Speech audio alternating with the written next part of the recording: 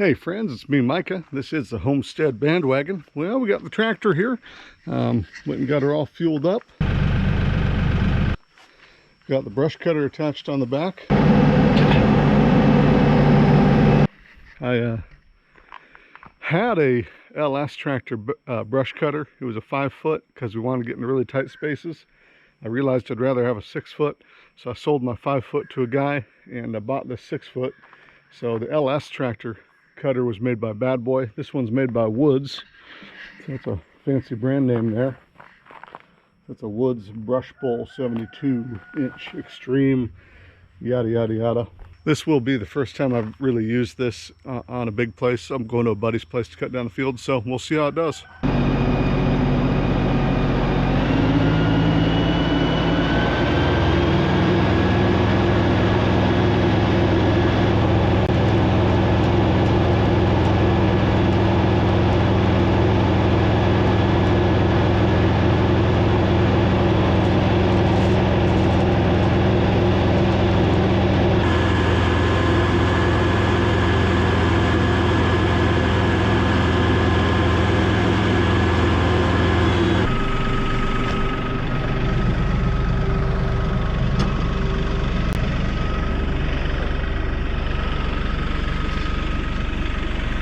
Okay, so I'm here, and this whole place is just a big hillside. Even getting into it's a big hillside.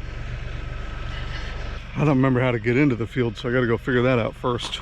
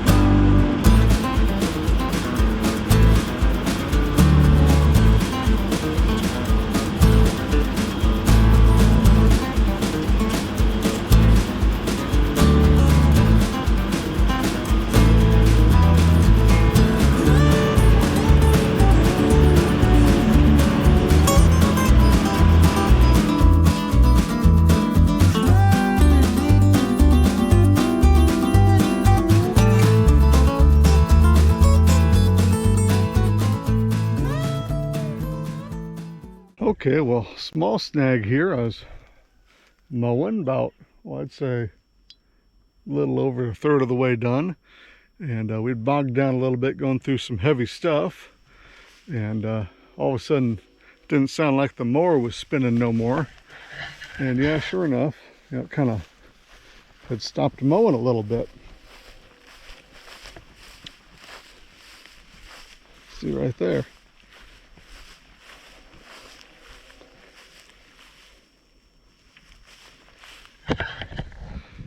So I looked back and it looked like it was steaming a little bit. I just serviced this thing, made sure it had, you know, fluid in it, and greased it. And I loosened up the clutch on it a little bit. It's got a clutch on it instead of a shear pin to protect the gearbox. I loosened that up a little bit because I'd rather have the clutch spin than have the gearbox blow. I'm hoping that's just what it was, that the clutch was just spinning, because it got a little hot. See, we got some fluid come up the top of the gearbox. So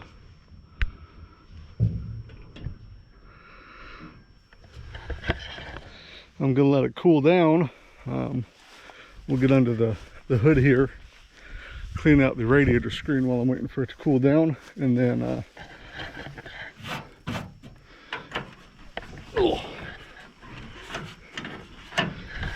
And then we'll check inside that gearbox, make sure all the fluid hasn't turned to milk, and hopefully the gears still spin. So we'll do that. Oh yeah, take a look at that. That'll get your engine nice and warm.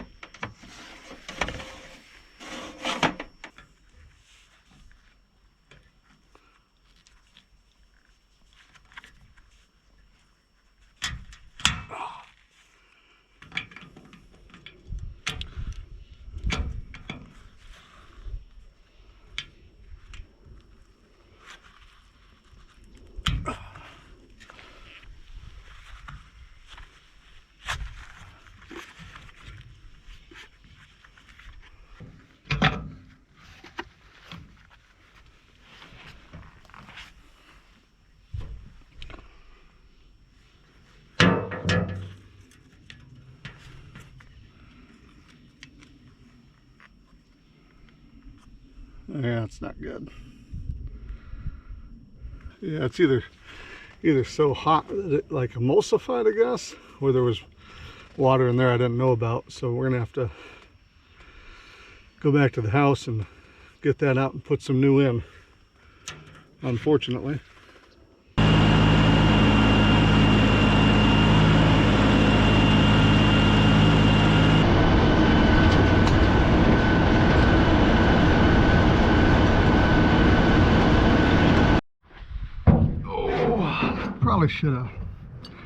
Probably should have changed this fluid out anyway. I bought this thing used, but it only had a couple hours on it, I thought. So we learned that lesson.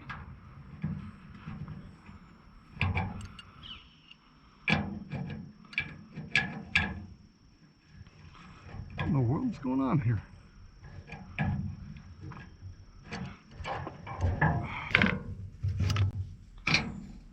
Oh my goodness.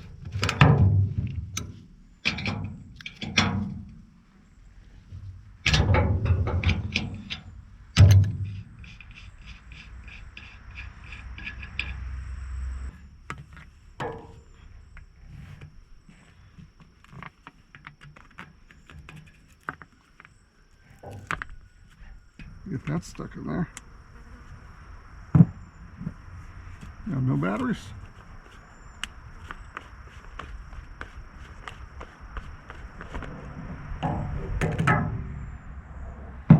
Oh yeah, that's good. It's got a bunch of water in it. These are going just swimmingly.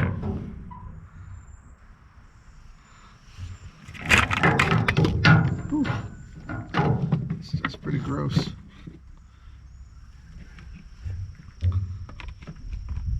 How in the world did that get water in it? Top one's one size. It's like a 11/16. While the side one's a stinking 19 millimeter. That was a great idea. And it's on there pretty good. There we go. Nope. Just rounding it off.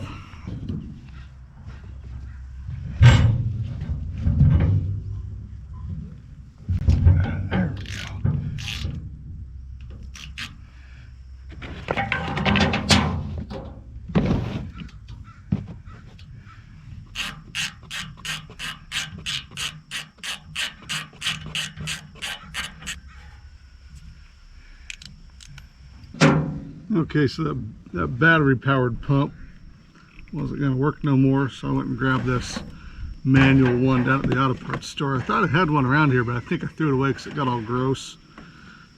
They're pretty cheap.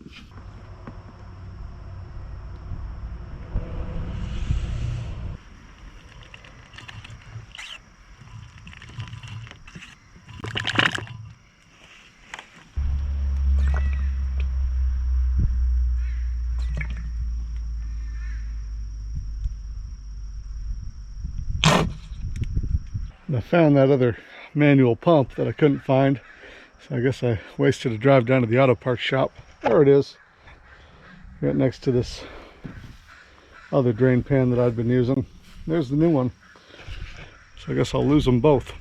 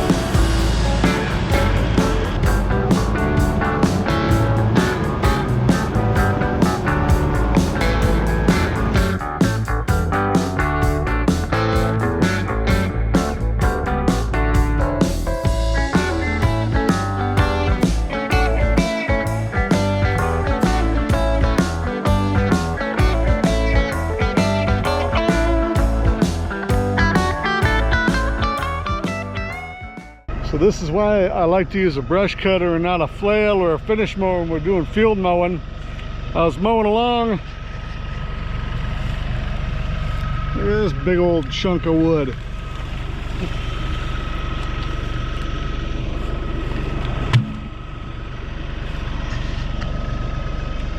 I did this field last year and that piece of wood I swear wasn't there, and I think it was just below the soil and kind of pushed up during a freeze or something, and that would have really put a hurting on I think a flail mower or a finish mower, whereas a brush cutter just kind of hops around and makes a lot of noise.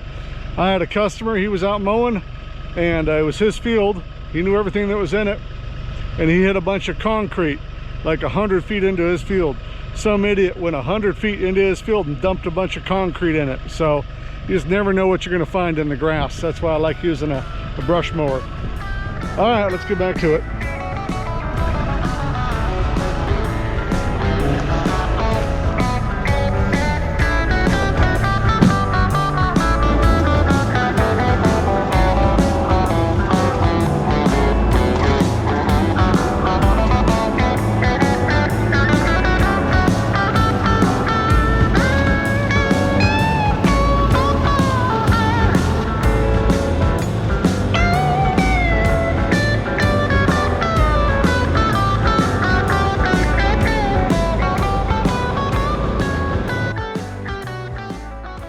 Okay, so this field is just pretty much done. Looks a whole lot better. Looks a whole lot better than it did when we started.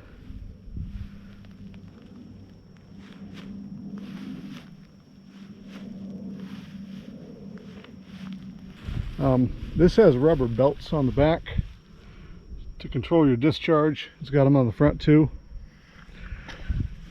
I prefer a chain guard, so I'm going to put chains on this thing because I did find it kind of bogged down, and that's because you can kind of see here